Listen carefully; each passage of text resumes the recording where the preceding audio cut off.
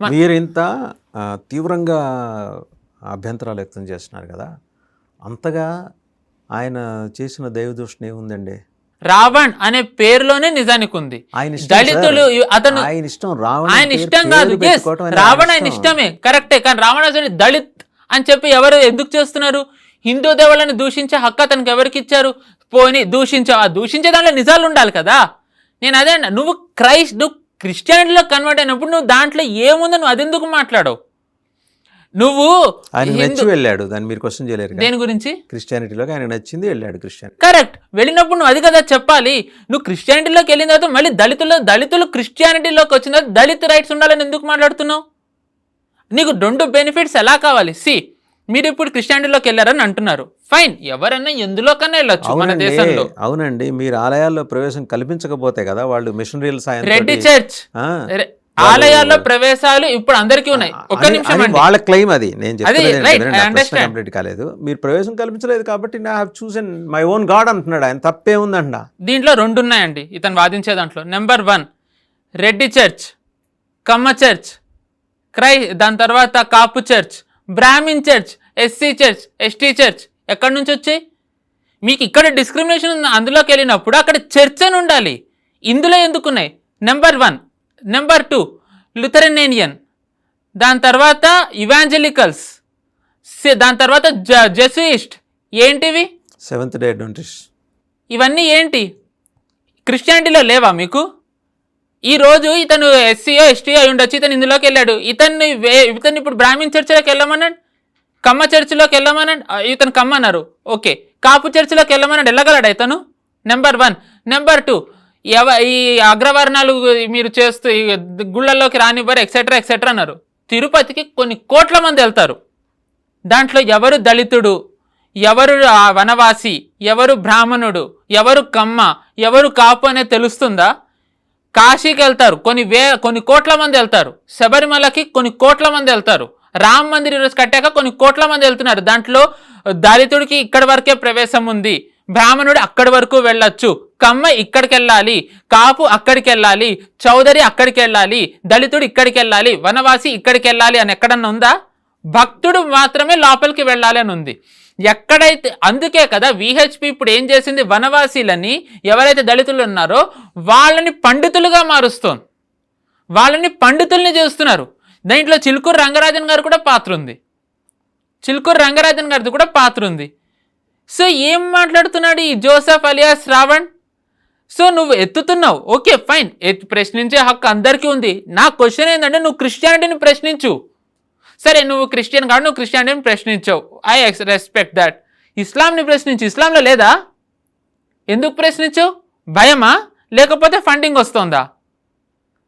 So ఇవేవైతే ఉన్నాయో దీన్ని ఖచ్చితంగా ప్రభుత్వం ఖచ్చితంగా ఇలాంటి వాళ్ళని కఠినంగానే తీసుకోవాలి. దీని తర్వాత డోంట్ నో ఎంతవరకు నిజమో అది మీరే చెప్పాలి. తెలుగులో చాలామంది అనలిస్టులు అనుకున్న వాళ్ళు వాళ్ళ వీడియోస్ కొన్ని డిలీట్ చేసేస్తున్నారంట. క్వైట్ పాసిబుల్ అయి ఉండొచ్చు. ఎందుకు? మీరు మాట్లాడింది నిజమని మీరు నమ్మినట్టయితే ఎందుకు డిలీట్లు చేస్తున్నారు? ఎందుకు డిలీట్ చేస్తున్నారు అంటే మీరు దేశద్రోహులే కదా. ప్రభుత్వం ఇప్పుడు అర్బన్ నక్సల్ అన్న దాంట్లో కులం చూడట్లే, మతం చూడట్లే. దేశద్రోహి అయిపోతాడు. సారీ, డిలీట్ చేసినంత మాత్రం నేను డిలీట్ చేసి మీరు ఎందుకు డిలీట్ చేయాలనుకుంటే ఎందుకు డిలీట్ చేస్తున్నారు? ఏమో ఇబ్బందులు వస్తాయని భావించి. దీని తర్వాత ఏమి ఇబ్బందులు వస్తాయి? ఇబ్బంది ఏమి దేశద్రోహం అయి ఉండకపోవచ్చు కదా. దేశద్రోహం కానప్పుడు ఎందుకు పోలీస్ స్టేషన్కి పిలిచి ఏదో ఒక మిమ్మల్ని ప్రశ్నించాలండి అని చెప్పి పిలిచి కూర్చోబెట్టి 10 గంటలు 15 గంటలు కూర్చోబెట్టి పంపిస్తుంటే ఆ రోజు మీ కార్యక్రమాలు ఆగిపోతాయి, మీ ఉద్యోగ వ్యాపారాలు ఆగిపోతాయి, సమాజం మిమ్మల్ని అదో రకంగా చూస్తూ ఉంటుంది. ఈ వేదన ఎందుకు పడాలి? తప్పు చేయనప్పుడు వీళ్ళు కోర్టుకి వెళ్ళొచ్చు, కోర్టు నుంచి ఎక్సెప్షన్స్ తీసుకోవచ్చు, కోర్టే కొట్టేస్తుంది. వ్యవస్థల మీద మీకున్న నమ్మకం, మీకున్న విశ్వాసం పట్ల నాకు పరిపూర్ణమైన గౌరవం ఉంది, కానీ ఆ స్థాయిలో వ్యవస్థలు ఉన్నాయా అనే ప్రశ్న కూడా ఉంది జనంలో. ఎవరైతే ఇలా డిలీట్లు చేస్తున్నారో వాళ్ళు సామాన్యులు కాదు. నెంబర్ 1, మీరు సామాన్యులది ఇలాంటి వ్యవస్థ ఉందా అంటే ఐ కంప్లీట్లీ అగ్రీ. తారీఖ్ పే తారీఖ్ అది ఇప్పటికీ ఉంది. కానీ ఎవరైతే ఇలా డిలీట్లు చేస్తున్నారో వాళ్ళు సామాన్యులు కాదు, వాళ్ళకి తారీఖ్ పే తారీఖ్ రాదు. సో వీళ్ళు సామాన్యులు కాదు, నెంబర్ 1. నెంబర్ 2, డిలీట్ చేసే టైమింగ్ ఇప్పుడే ఎందుకు వచ్చింది? ఎందుకు ఇప్పుడే మీరు చేస్తున్నారు, నిర్బంధం ఇప్పుడే ఎందుకు పెడుతున్నారు అనే ప్రశ్న వాళ్ళు వేస్తున్నారు. ఎందుకంటే ఇప్పుడు టైం వచ్చింది కాబట్టి. ఫస్ట్ థింగ్, లెఫ్ట్ వింగ్ ఎక్స్ట్రీమిజాన్ని అంతమొందించాలంటే కేవలం నక్సలిజాన్ని అంతమొందించేసింది కదా కేంద్ర ప్రభుత్వం. నక్సలైట్లను అంతమొందించింది. Hidma is the last man కదా దాంట్లో. హిడ్మా అడవుల్లో ఉన్న వాళ్ళలో last, he was eliminated, that is true. కానీ ఇప్పటికీ లెఫ్ట్ వింగ్ ఎక్స్ట్రీమిజాన్ని సపోర్ట్ చేసే వాళ్ళు ఉన్నారు. ఏ జోసెఫ్ అలియాస్ రావణ్ ఎందులోకైతే మారాడో అతను ఏదైతే ఫెయిత్ని పాటిస్తున్నాడో, ఇప్పుడు చెప్పడానికి భయపడుతున్నాడో, ఆ ఫెయిత్ని ప్రొపగేట్ చేసే యుఎస్ బ్యాక్డ్ చర్చ్ నడిపే టిమోతి ఇనిషియేటివ్ ఇటీవల మన ఈడీ ఇక్కడ వాళ్ళని పట్టుకుంది. 100 కోట్లది ట్రాన్సాక్షన్లు లెఫ్ట్ వింగ్ ఎక్స్ట్రీమిజం ఏరియాస్లో నక్సలైట్లని రివైవ్ చేయడానికి వాళ్ళు ప్రయత్నిస్తున్నారు. సో అంటే మీరు డాట్స్ కనెక్ట్ చేస్తున్నారా ఇక్కడ? అంటే left wing extremism is paying way to Christian machineries in our country. మన భారతదేశంలో లెఫ్ట్ వింగ్ వామపక్ష తీవ్రవాద భావజాలానికి చర్చి సపోర్ట్ చేస్తోందనే ఆ ఆరోపణ, అభియోగమా లేకపోతే నిజమా? దాన్ని మీరు అడ్వకేట్ చేస్తున్నారు? 100% కేవలం మావోయిస్టులదే కాదు, ఈ రోజు నార్త్ ఈస్ట్ లో జరిగే దాంట్లో కూడా చర్చ్ పాత్ర ఉంది. అది మనకి ఎస్టాబ్లిష్ అయింది. మాథ్యూ ఆండెక్ ఎలా చేశాడు. సో నేను అభియోగం చేయట్లే, నేను ఆరోపణ చేయట్లే. నేను వీళ్ళలాగా ఈ వీడియోని కూడా డిలీట్ చేయమని అన్నాను 1990. నేను దీని మీదే నిలబడతాను దీని మీద. ఏం చేస్తారో వీళ్ళకే కనుక అంత తప్పైనట్టయితే కోర్టులో కేసేసుకోమనండి, పోలీస్ స్టేషన్కి పిలవమనండి. ఇది ఎస్టాబ్లిష్డ్ ప్రూఫ్. ఇప్పుడు టిమోతి ఇనిషియేటివ్ ఏంటండి? Timothy initiative US church backed association, left యుఎస్లోది. ఇక్కడున్న లెఫ్ట్ వింగ్ ఎక్స్ట్రీమిజాన్ని వీళ్ళు పెంచిపోసి అంటే దాన్ని ప్రొపగేట్ చేయాల్సిన అవసరం ఏముంది? 94 ఫారెన్ డెబిట్ కార్డ్స్ ఎందుకు వాడుతున్నారు? 100 కోట్లు దేనికి పంపాలనుకున్నారు? ఇప్పుడు ఏదైతే ఈ రావణ్ అని కానీ, ఇతను జోసెఫ్ అలియాస్ రావణ్ కానీ, ఇతను ఎవరైతే ఉన్నారో రావణ్ చౌదరి. ఇన్ఫాక్ట్ మనం ఇక్కడ ఇంకొకటి, ఐదర్ మనం ఇతన్ని జోసెఫ్ అని అనాలా, లేకపోతే రావణ్ చౌదరి అని అనాలి, లేకపోతే జోసెఫ్ అలియాస్ రావణ్ చౌదరి అని అనాలి. ఎందుకంటే ఇతను ఒక్కసారి మారిపోయిన తర్వాత మనమే నెరేటివ్ లో ట్రాప్ లో పడుతున్నాం. గౌరవం కొద్దీ పెట్టుకున్నాడేమో చౌదరి అని, తప్పే ఉంది. ఇతను మారిపోయాడు. మనం ప్రజాస్వామ్య దేశంలో ఉన్నాం, మన పేర్లు ప్రజాస్వామ్య దేశంలో కోర్టే తీర్పిచ్చింది, మీరు గనక మారినట్టయితే మీరు ఇంకా పూర్వ దాంట్లో ఉండరు అని. So if is Joseph, he cannot be Chowdary. If is Chowdary, he should not call himself Joseph. We should be very clear on that. ఆయన భార్య ఇచ్చింది మన పత్రికా ప్రకటన, ఆయన రావణ్ చౌదరి అని. ఇప్పుడు ఇలాంటి ఏడుపు ఏదైతే ఉందో వీడియోలో, ఇతని వీడియోస్ చేస్తున్నప్పుడే ఇతనికి చెప్పున్నట్టయితే ఈ రోజు ఈ డ్రామా చేయాల్సి వచ్చి ఉండేది కాదు.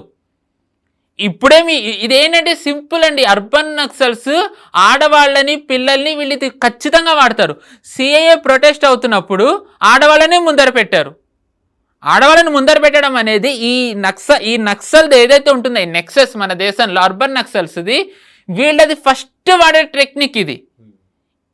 వీళ్ళ భార్య హిందూ దేవుళ్ళని అంటున్నప్పుడు అరే వద్దు అనొద్దు అని అనుంటే ఈరోజు వచ్చి డ్రామా చేసి ఉండాల్సిన అవసరమే వచ్చి ఉండేది కాదు.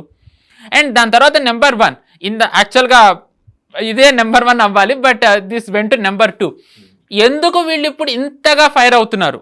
ఈ జోసెఫ్ కానివ్వండి, ఎక్సెట్రా అతనితో స్టేజ్ మీద ఉన్నవాళ్ళు కానీ, మనం చూసినట్టయితే కోర్టు తీర్పు అన్నాను, ఎవరైతే కన్వర్ట్ అవుతారో వీళ్ళు మెయిన్గా టార్గెట్ ఆడియన్స్ అంటే వీళ్ళు టార్గెట్ కన్వర్ట్స్ ఎవరైతే ఉన్నారో, ఇంక ఇప్పుడు వాళ్ళు కన్వర్ట్ అవ్వడానికి లేదు.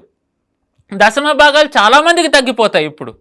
సో దాంతో ఏమవుతుంది? ఒత్తిడి పడుతుంది. ఇప్పుడు మనం చూసుకుంటే, I don't want to take any names ఈ విషయంలో, మన భాగ్యనగరంలో మియాపూర్ మెట్రో దగ్గర ఒక చర్చ్ ఉంది, సీతో స్టార్ట్ అవుతుంది, వాళ్ళు దాన్ని టెంపుల్ అని అంటారు. ఆ చర్చిని నడిపే అతను యుఎస్ బేస్డ్ క్రిస్టియన్ ఛానల్కి తను ఇంటర్వ్యూ ఇచ్చి తను చాలా ఓపెన్గా చెప్పాడు, నేను నెలకి ఇన్ని వేల మందిని కన్వర్ట్ చేస్తున్నాను, నా లక్ష్యం ఏంటంటే ఇన్నేళ్లలో ఇంతమందిని కన్వర్ట్ చేయాలి, నేను ఇప్పటికి ఇంతమందిని కన్వర్ట్ చేశాను, ఇంతమందిని నేను కన్వర్ట్ చేశానని తను ఓపెన్గా చెప్తున్నాడు. అండ్ ఇతను ఐ థింక్ ఇది అయ్యింది ఒక 5 years బ్యాక్ 6 years బ్యాక్ అయింది. అప్పటి US vice president Mike Pence ఇతన్ని కలిశాడు. మీరు ఇలాంటిదే ఇప్పుడు చూస్తున్నారు. మార్కో రూబియో వెళ్ళి మిషనరీస్ ఆఫ్ చారిటీని కలవడం. మార్కో రూబియో వెళ్ళి మిషనరీస్ నేను అప్పుడు అన్నా ఇప్పుడు అన్నా, మార్కో రూబియో ఇక్కడికి వచ్చి చర్చికి వెళ్తే కనుక ఎవ్వరికీ సమస్య ఉండేది కాదు. తను ఇక్కడ వెళ్ళొచ్చు, దాంట్లో తప్పు లేదు, ఎందుకంటే బేసికల్లీ వాళ్ళు క్రిస్టియన్స్ కాబట్టి. ఇప్పుడు జో బైడెన్ G20 సమిట్కి ఇక్కడికి వచ్చినప్పుడు ఢిల్లీ చర్చికి వెళ్ళాడు, ఎవరు దాన్ని తప్పు పట్టలేదు, ఎందుకంటే చర్చ్ మిషనరీస్ ఆఫ్ చారిటీది ఇప్పుడు ఎఫ్సిఆర్ఏ లైసెన్స్ రద్దయ్యే క్రమంలో, ఎస్పెషల్లీ ఎఫ్సిఆర్ఏ వచ్చిన టైంలో తను మిషనరీస్ ఆఫ్ చారిటీకి వెళ్ళాడు అంటే ఏం చెప్తున్నట్టు, వీళ్ళు ఏం సందేశం ఇస్తున్నట్టు అంటే మేము ఎఫ్సిఆర్ఏ